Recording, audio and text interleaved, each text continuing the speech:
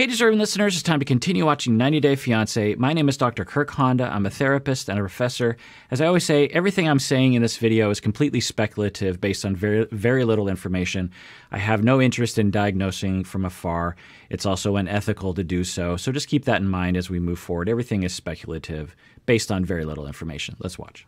He didn't leave me any choice to think any time, so... Uncle Bob, thank you. I'm sorry if I was a little bit rough on you. I'm sorry, I was scared. You're a nice man. I wish you all the best. I love you. Be careful out there, okay? Ah, that's nice that Natalie and Uncle Bo are getting along well. I know that some of you have commented below that Uncle Bo has a public criminal record of some sort that indicates that he is capable of some problematic behaviors.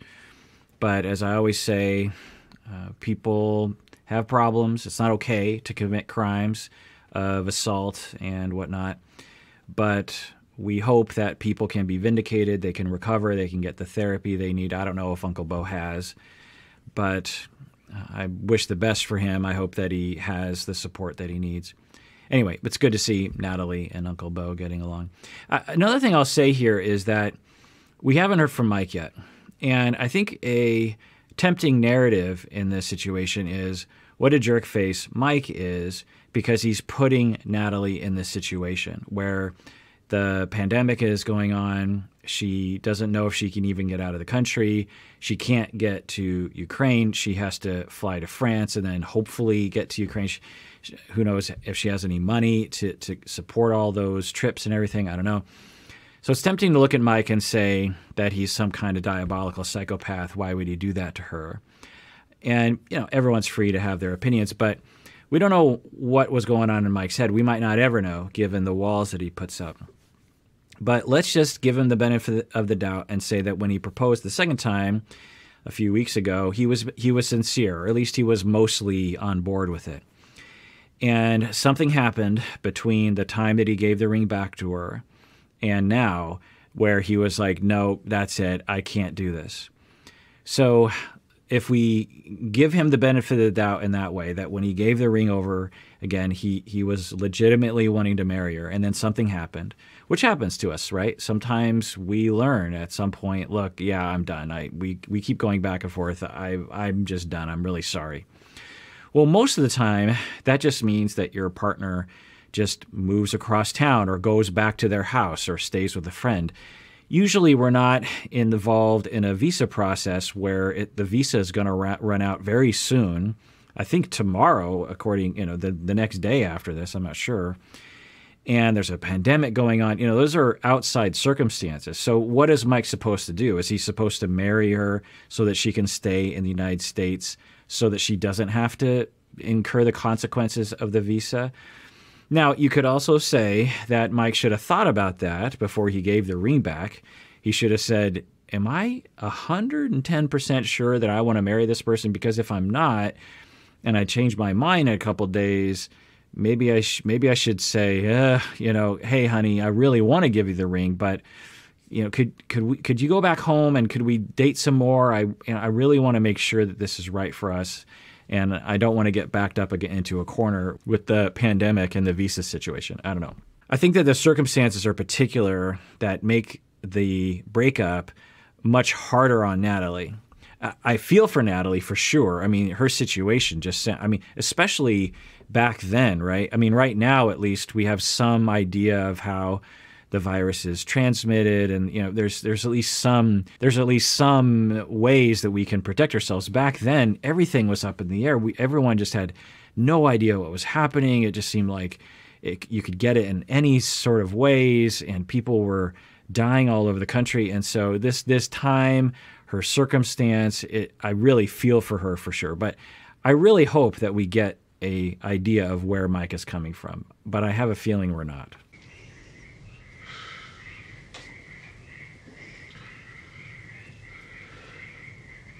I'm sorry.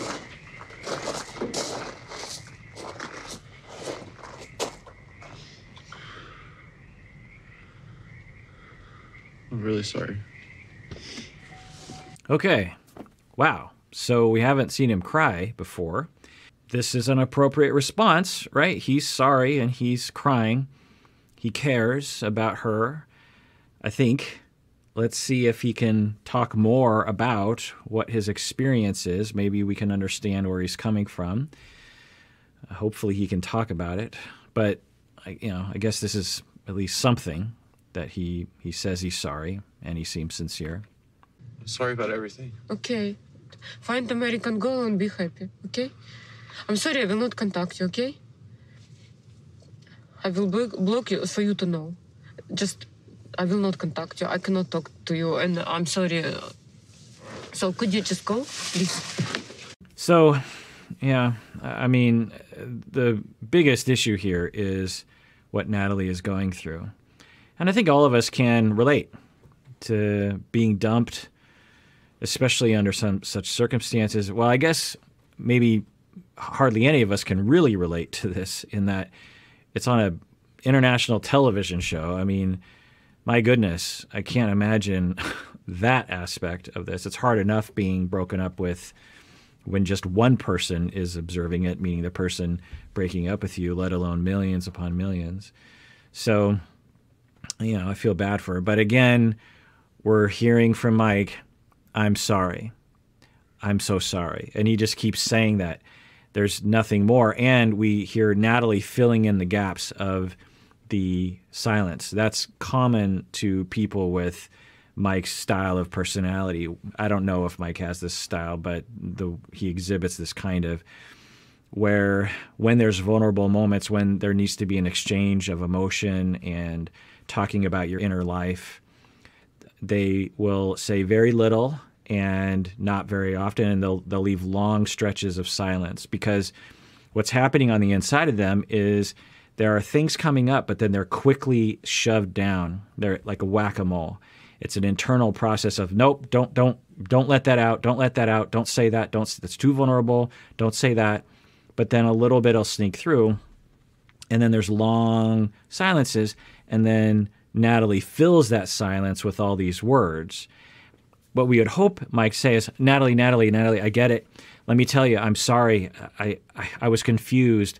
You have every right to hate me. You have every right to block me. I still care about you, but I'm sorry. I think we're just not compatible. I kind of knew this a while back, but I couldn't admit it to myself. When I proposed to you the second time, I thought maybe we could work it out, but then we had that one fight that was off camera. And I just realized, no, I just can't. I think it would be bad for the two of us. I think it'd be bad for you. I think I am not the right person for you. You need someone that is more like you, and I need someone that's more like me. I'm so sorry. I should have told you a long time ago, but I was too scared, or I couldn't admit it to myself. Something like that. That would be normal, and that I would expect. That's what I think is going on inside of Mike. But all we hear from him is, I'm sorry. I'm so sorry. Let's rewind that. Fly to country where I don't have home and I don't know what to do. Oh my God. I don't know. I will go out of the airport. What will I do? I have no idea. But I have to do it because I'm illegal here.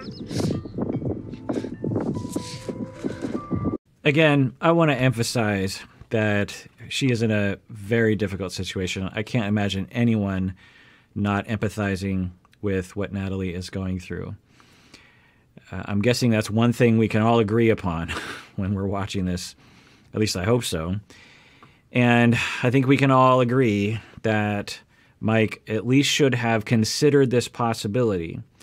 Yeah, the only scenario that really lets him off the hook is if he was, 98% sure that he wanted to marry her 2 days ago, that he was like, or whenever he proposed with the ring, that he was like, no, I know for sure. He certainly didn't seem that way, right? When he gave the ring and she had some questions, he's like, you're ruining it. And he almost, pulled the ring back.